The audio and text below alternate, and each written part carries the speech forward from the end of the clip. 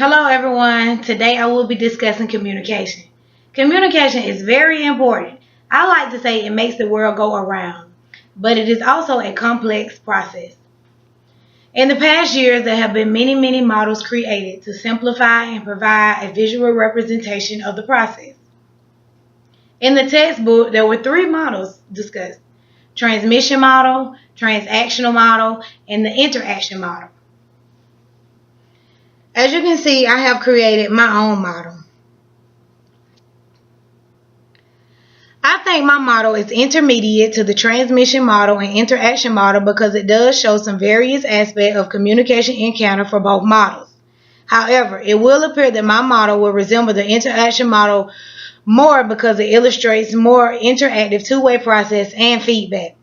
Rather than having one sender, one receiver, and one message, my model has two sender-receivers who will exchange messages. One reason I chose to do my model the way I did was because I feel like this is a typical day-to-day conversation between two people without even realizing the process. As you can see here, I have my sender and receiver. Before my sender can convey a message to the receiver, it must first use interpersonal communication to develop the message. This is communication that goes on inside of the head. Once the message is developed, it goes through a channel. Now, this channel is the way that the sender and the receiver will be communicating. This could be text message, telephone, or email. In my model, I chose to use interpersonal communication because my two people will be having a conversation face to face. Now, once the message reaches the receiver, he will then interpret the message and then establish his or her own message and then send it back through a channel back to the sender. This has created feedback and it has also made my initial sender now a receiver.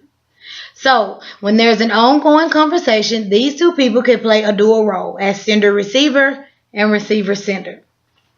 Something else to note in the communication process is that there is noise.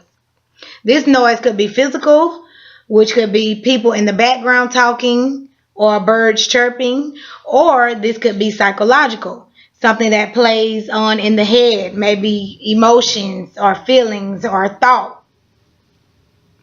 All the parts that I have mentioned, sender, receiver, message, channel, noise, feedback, all play an important role in the communication process, but it varies. So now that I have shown you my basic model of the communication process, I hope that you have found this informative and that you understand the process a little better. Thanks.